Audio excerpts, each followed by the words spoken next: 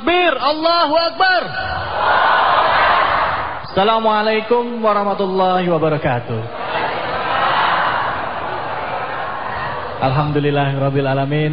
Pemirsa TV One dimanapun saja Anda berada, kembali lagi kita bersua dalam program Tablik Akbar Ramadan 1431 Hijriah. Acara yang selalu setia menemani Anda tentunya setiap menjelang waktu berbuka puasa di bulan Ramadan ini. Ya, beberapa episode sudah kita lewati, tandanya juga sudah beberapa hari ya kita melewati puasa di bulan Ramadan, menjalani ibadah saum di bulan Ramadan ini, dan sekarang sudah masuki 10 hari kedua tentunya. Dan semoga di 10 hari kedua ini ya kita bisa senantiasa meningkatkan kualitas keimanan kita, dan juga tentunya kita menambah wawasan dan pengetahuan kita untuk bisa lebih memaknai setiap ibadah kita. Dan untuk itu sudah tepat pilihan Anda untuk bergabung bersama kami tentunya dalam acara Tablik Akbar Ramadan 1431 Hijriah. Karena setiap hari akan menghadirkan guru-guru kita yang berbeda-beda dengan berbeda tema juga. Dan tema kita kali ini yaitu mengangkat tema yaitu naik turunnya keimanan bersama guru kita Kiai Haji Zainuddin MZ dan juga Ustadz kita Ustadz Soleh Mahmud yang alhamdulillah sudah bersama-sama kita pada kesempatan kali ini.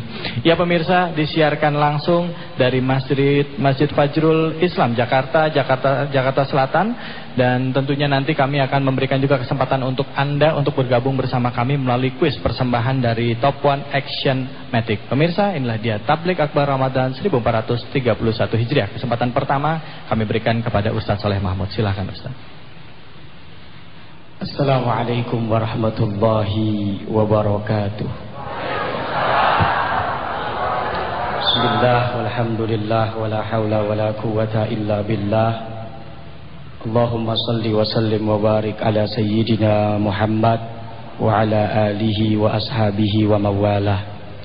Pemirsa Tablik Akbar TV One di seluruh tanah air yang dimuliakan oleh Allah, yang mulia Ayahanda Ad-Doktor Kiai Haji Zainuddin MZ, dan segenap kaum muslimin muslimat yang hadir di masjid yang mulia ini, insyaallah kita semuanya dalam naungan berkahnya Allah Subhanahu wa taala. Amin. Alhamdulillah, Allah titipkan di hati kita keimanan, keyakinan atas kebesaran Allah. Tapi perlu kita ketahui, iman itu statis. Dia tidak statis, maksudnya dia labil, dia bisa berubah-ubah, kadang naik, kadang turun. Dia bisa naik bersamaan dengan meningkatnya amal ibadah kita kepada Allah, dan dia pun bisa turun bersamaan dengan banyaknya dosa dan maksiat yang kita lakukan di hadapan Allah Subhanahu wa ta'ala. Al-iman yazid wa yanqus. Iman itu kata Rasul bertambah dan berkurang. Dia bertambah jika kita beribadah kepada Allah, dan dia akan turun drastis berkurang jika kita banyak melakukan maksiat kepada Allah Subhanahu wa ta'ala. Sekarang bagaimana caranya untuk mempertahankan kualitas keimanan kita tersebut? Satu, kerjakan, jalankan perintah yang diwajibkan oleh Allah Subhanahu wa ta'ala. Jadi bohong banget kalau ada orang mengatakan, "Wah, iman saya kuat, iman saya hebat," tapi sholat nggak pernah, puasa jebol terus setiap hari, zakat pelitnya 70 setan. Bohong kalau iman dia bertambah. Yang wajib mesti dia kerjakan, baru keimanannya akan terus naik dan terus bertambah insya Allah. Yang kedua, jalankan juga perintah-perintah yang sunnah sebagai bonus tambahan. Jangan giliran gaji aja pengennya nambah, giliran pahala ibadah nggak mau nambah-nambah, giliran mau lebaran sebentar lagi yang ditungguin bonus tambahan THR. Bener nggak? Ayo ngaku, bener kan? Tapi giliran untuk ibadah yang sunnah malesnya bukan main. Di antaranya ada sholat sunnah tarawih, ada kemudian sunnah duha, ada infak sedekah. Betul? Jangan ngaku saya beriman kepada Allah, lihat kotak amal alergi. Tiap Jumat duduk paling depan. Zikirnya la ilaha illallah, la ilaha illallah. Tengok kanan, kotak amal masih jauh. Begitu dekat, astagfirullah, astagfirullah. Begitu lewat, alhamdulillah. Bagaimana imannya mau bertambah? Kalau yang sunnah sebagai bonus tambahan untuk keimanannya nggak dia kerjain. Tuh yang kedua. Yang ketiga, dengan cara apa?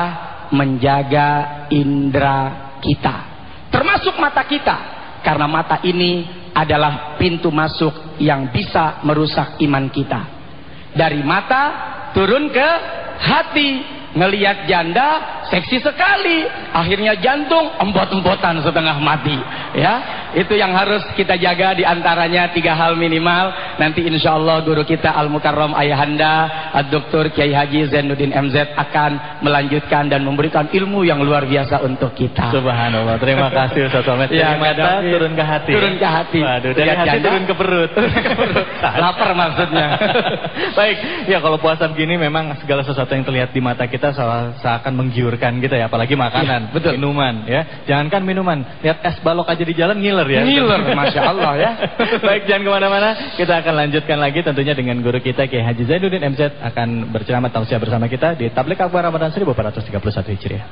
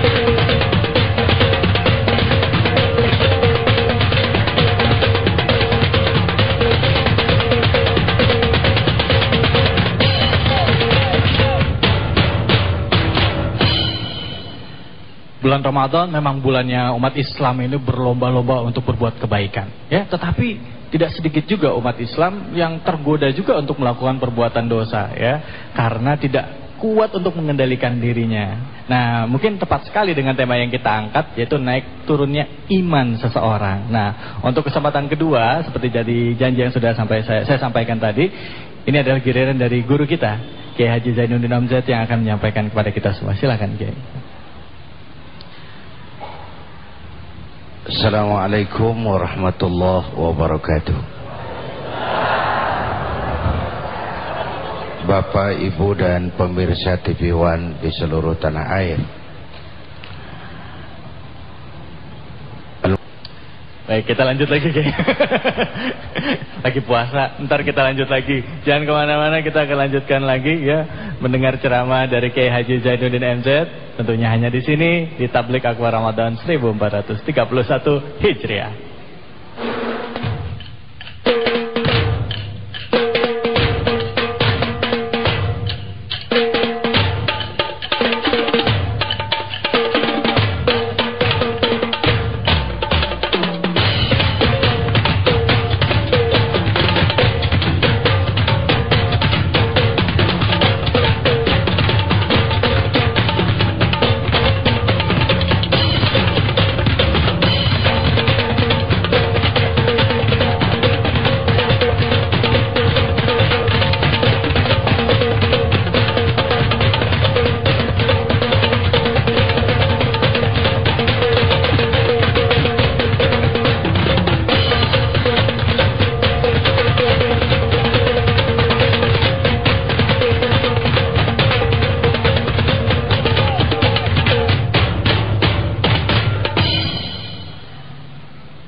Ya kalau masuk jam 4:30 nih biasanya di sekitar Jakarta nih orang sudah sibuk cari makanan berbuka puasa ya.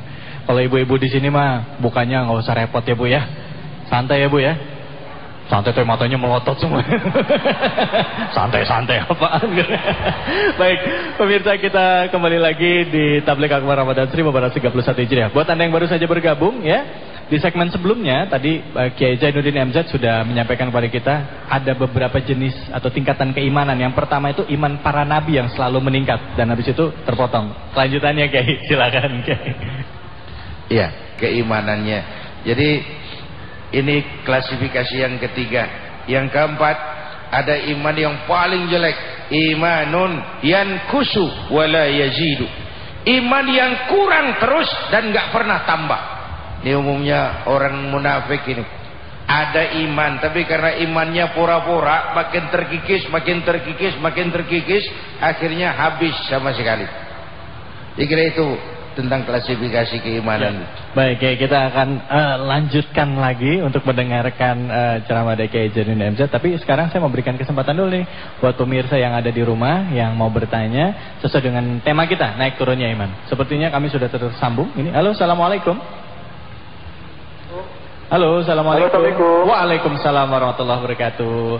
Bapak siapa Pak? Dengan Bapak Mariono di Jakarta. Pak Mariono di Jakarta. Silakan langsung pertanyaannya Pak Mariono.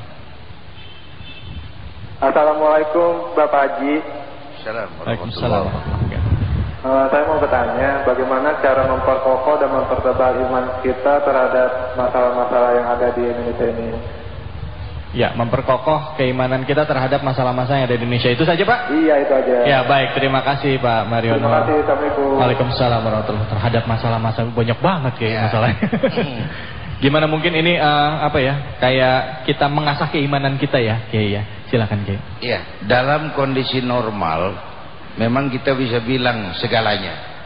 Tapi ada sebuah kondisi yang kita akan pada posisi yang sulit. Coba, kalau kita kumpul dengan 10 orang, yang 9 maling, kira-kira bisa nggak kita teriak maling?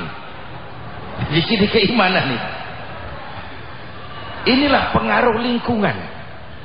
Karena itu untuk menebalkan iman, menata keimanan, pertama iman itu harus selalu diasah. Ibarat kaca, dia terkena noda harus rajin dielap. Jangan nunggu sampai dia berkarat di kaca itu. Sulit menghilangkannya. Begitu kena debu dilap, sehingga kaca hati kita tetap bersih. Artinya apa? Jangan nunggu besok untuk melakukan perbaikan terhadap kesalahan yang kita lakukan. Begitu berbuat dosa, istighfar, bikin lagi, istighfar lagi, bikin lagi, istighfar lagi. Tapi jangan dengan niat begitu. Ya, nah ntar gue istighfar lagi. Itu namanya ngocek Tuhan. Tuhan digocek gimana? Enggak, jadi bener. harus berusaha benar gitu ya Kiai ya. Jadi harus ada upaya mengasah iman bahwa dia terkena titik-titik noda manusiawi. Tapi rajin apa kita membersihkannya, jangan sampai dia berkarat di kaca hati kita. Itu satu. Yang kedua, mengasah iman itu dengan ilmu. Dengan ilmu. Ini kan teologi dalam Islam, teologi buat sebuah umur. Semua orang boleh belajar ketuhanan dalam Islam. Bukan hal yang misteri, bukan hal yang rahasia. Dari anak-anak sampai nenek-nenek belajar tentang ketuhanan. Itu hebatnya teologi Islam. Terbuka untuk semua umur. Siapa saja boleh belajar tentang ketuhanan dalam Islam. Dari anak-anak sampai mahasiswa sampai nenek-nenek, lewat versinya masing-masing. Kalau kan di kampung nenek-nenek belajar sifat 20, itu kan teologi ketuhanan. Mari ngempes di tiang, wujud artinya ada, maka mustahil Allah. Dulu. Ini hebatnya teologi dalam Islam, terbuka untuk semua umur. Siapa saja boleh belajar Tuhan dalam Islam. Tuhan terbuka untuk siapa saja untuk dipelajari, bukan zatnya tapi keberadaannya. Nah, dan mengasah iman harus dengan ilmu, dengan keyakinan, dan meyakini kebenaran dari keyakinan kita itu. Kita tahu maka kita percaya, bukan karena kita percaya saja, tapi kita tahu maka kita percaya. Ini hebatnya teologi dalam Islam. Kita percayai sesuatu yang kita tahu, bukan mempercayai sesuatu yang abstrak dan kita nggak tahu. Ini teologi dalam Islam, terbuka untuk semua. Jadi mengasah iman dengan ilmu. Yang ketiga, banyak bertafakkur. Tafakkaru fi khalqillah, merenungi, bertafakkur, merenungi ciptaan Allah. Itu akan menambah nilai keimanan. Sebab kalau keimanan itu sudah melembaga, maka apapun, mata memandang dengan pandangan iman, kaki bergerak dengan gerakan iman, tangan bekerja dengan gerak yang didasari oleh keimanan. Itu warnanya jadi positif. Berangkat dari iman menjadi sumber energi yang menggerakkan seluruh potensi kita sebagai manusia. Baik, subhanallah. Baik, kita akan lanjutkan lagi. Sebelumnya ada yang mau bertanya, bapak-bapak? Ya, silakan Pak. Ya, silakan Pak. Sudah langsung Pak? Ya, sudah langsung Pak. Pertanyaan. Assalamualaikum warahmatullahi wabarakatuh. Waalaikumsalam warahmatullahi wabarakatuh. Boleh berdiri Pak? Boleh berdiri? Ya. Nama saya Haji Encang Hasanuddin dari Pondok Kopi, Jakarta Timur. Seperti apa yang pernah Pak Kiai tadi jelaskan, judulnya iman turun naik. Ya. Saya ingin bertanya kepada Bapak Kiai, apa kiat-kiat kita untuk jangan sampai iman kita turun naik? Oh, gitu. Minimal mempertahankan supaya jangan sampai terlalu merosot. Iya. Terima kasih. Assalamualaikum warahmatullahi wabarakatuh. Waalaikumsalam. Ibaratnya kalau misalnya kita lagi naik mobil nih, ya, mesinnya mati, lagi di turunan tuh ngeremnya pakem gitu ya. Baik, kita akan lanjutkan dan kita akan dengar jawabannya Kiai Haji Zainuddin MZ. Tetaplah di Tabligh Akbar Ramadan 1431 Hijriah.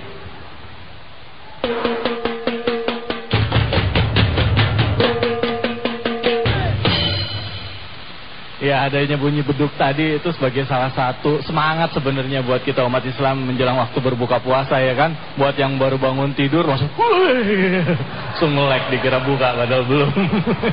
Baik, kita ketemu lagi tentunya dalam acara Tabligh Akbar Ramadan 1431 Hijriah. Kita sudah melewati beberapa segmen dan sekarang kita masuk ke segmen berikutnya, dan tentunya Kiai Zainuddin MZ akan menjawab ya pertanyaan tadi dari Bapak Encang ya Pak ya, Haji Encang tadi sehubungan bagaimana caranya kalau supaya iman kita yang turun itu nggak turun terus, gimana cara ngeremnya nih gitu ya. Silakan Kiai, mungkin bisa dijawab pertanyaannya itu. Iya, hadirin dan pemirsa TV One, Pak Haji Encang Hasanuddin mengatakan bagaimana caranya menjaga agar iman jangan mengalami penurunan, kalau bisa naik terus, walaupun kadang-kadang naik dan turun. Pak Haji Encang masih naik turun kan? Nah.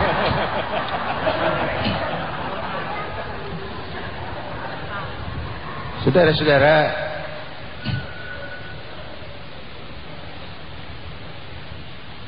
bagaimana caranya agar nilai keimanan kita tidak ngedrop?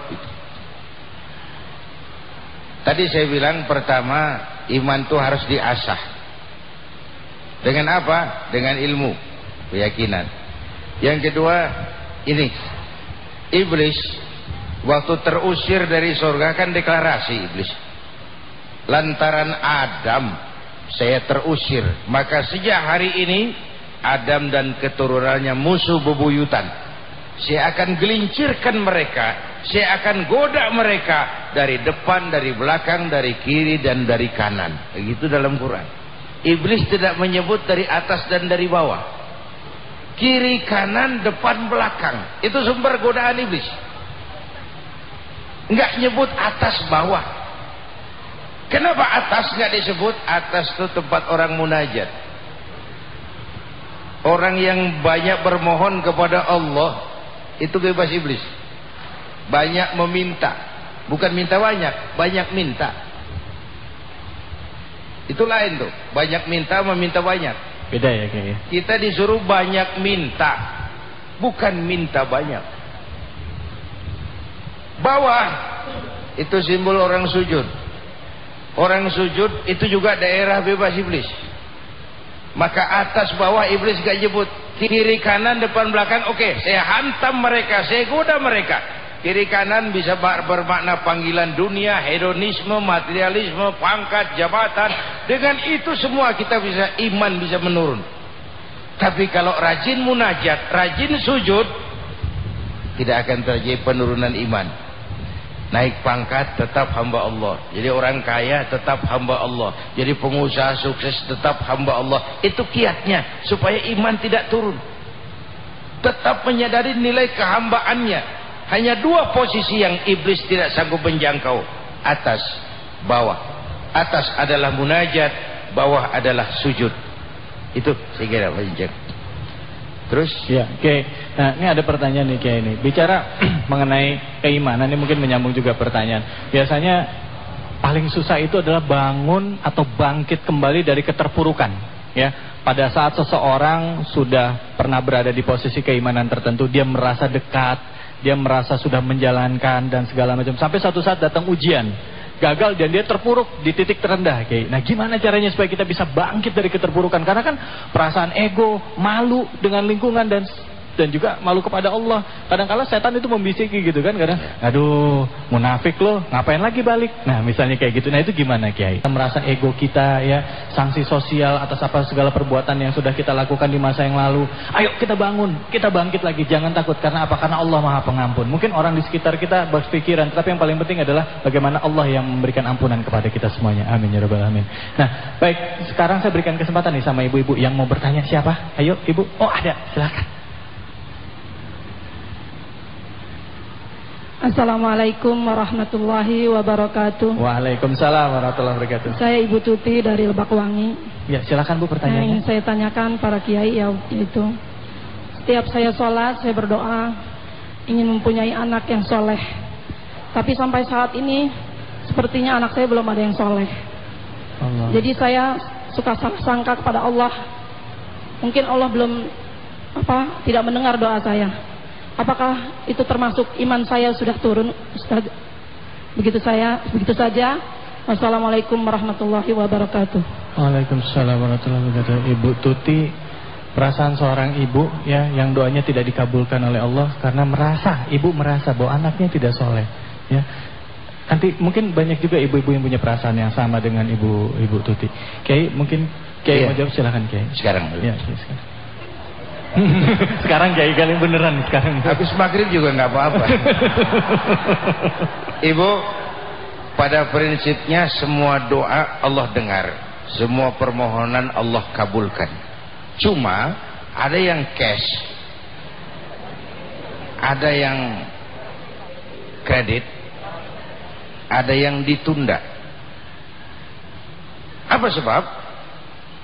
Berangkat dari tadi, kita percaya yang diberikan Allah itu yang baik, tapi kita terus berusaha mencari yang lebih baik karena kita yakin yang terbaik belum datang.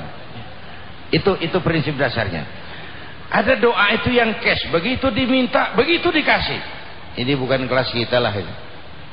Kelasnya para nabi, para rasul, para wali di luar wali kota. Para wali Allah itu. Minta, dikasih. Ada yang dikredit, dikasih, tapi tidak seperti yang diminta. Coba, saya belum pernah dengar kita umat Islam meminta rezeki, ya Allah berikanlah kami rezeki sedikit aja. Belum pernah. Mesti kalau saya minta rezeki, rizqon halalan thayyiban wasi'an. Halal bagus banyak. Tapi kadang-kadang gitu udah pegel nungguin, belum yang datang dikit, itu namanya dikredit. Ada yang ditunda, tidak sekarang, mungkin tahun depan, mungkin dua tahun ke muka. Nampak anak ibu sekarang belum soleh, tahun depan siapa tahu, 2 tahun ke depan siapa tahu. Asal jangan buruk sangka kepada Allah. Ini prinsip, jangan pernah buruk sangka kepada Allah. Dan innallaha la yaqbalu du'aan min qalbin ghafilin lahin. Allah tidak pernah menerima doa dari hati orang yang lalai dan main-main. Wah, ini doa gue nggak diterima kali ini. Enggak dah, mendingan jangan berdoa. Kalau udah berangkat dari gitu, udah mendingan jangan doa, diam aja dah. Berdoa tapi jangan-jangan Tuhan kagak terima nih. Kagak bener-bener. Ana inda zanni abdi bi, aku bagaimana sangka hambaku kepadaku. Kalau dia baik sangka akan baik jadinya. Nah, saya analogi satu, Bu. Anak kita kelas 3 SD kelas 3 SD minta dibeliin motor. Kita mampulah beli motor. Cuman kalau kelas 3 SD kira-kira dibeliin enggak? Enggak. Apa kita enggak sayang sama anak? Karena sayangnya dibeliin motor nih, celaka nih, nggak sampai ke sekolahan nih, tawan puring ngusrak nggak dibeliinnya itu bukan karena benci, karena sayangnya. Nah, kadang-kadang di depan Allah kita ini masih anak-anak, kadang-kadang makin dewasa kita makin besar karunia Allah. Kenapa? Allah mau karunia itu bisa dipertanggungjawabkan. Jadi sudah benar apa yang Ibu lakukan, tapi tetaplah baik sangka kepada Allah, karena semua doa didengar Tuhan. Jadi, amin, insya Allah. Baik, terima kasih. Jadi tetap optimis dalam berdoa, yakin bahwa Allah akan mengabulkannya. Mungkin tidak sekarang, tapi nanti suatu saat ya. Baik, pemirsa, kita akan lanjutkan lagi. Dan nanti buat Anda yang menantikan kuis persembahan dari Oli Top One, jangan kemana-mana, sebab setelah ini kita akan ada kuis persembahan dari Oli Top One. Jadi tetaplah di Tablik Akbar Ramadan 1431 Hijriah.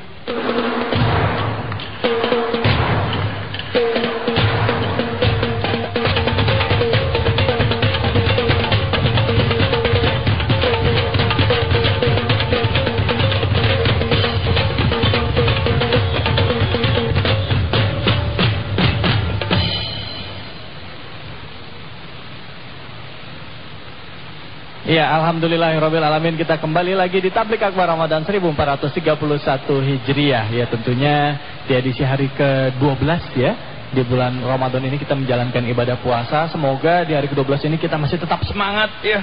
Buat Anda yang sekarang ini berada di Indonesia bagian tengah, kayaknya udah menuju waktu berbuka puasa nih ya. Jadi selamat berbuka puasa ya buat Anda yang di Indonesia bagian tengah.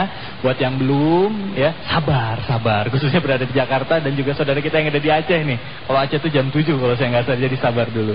Ya, baik, selanjutnya kita akan mendengarkan tausiah dari Kiai Haji Zainuddin MZ. Silakan Kiai. Bapak Ibu dan pemirsa TV One, ini merupakan catatan penutup dari jumpa kita pada kesempatan bicara tentang pasang surutnya keimanan. Pertama, ujian dalam menghadapi segala macam bentuk cobaan adalah syukur dan sabar. Syukur atas segala ujian yang baik dan sabar atas ujian yang kurang menyenangkan. Pada tingkatan yang lebih tinggi lagi, dua-duanya bersyukur. Itu pada tingkatan yang level lebih tinggi lagi.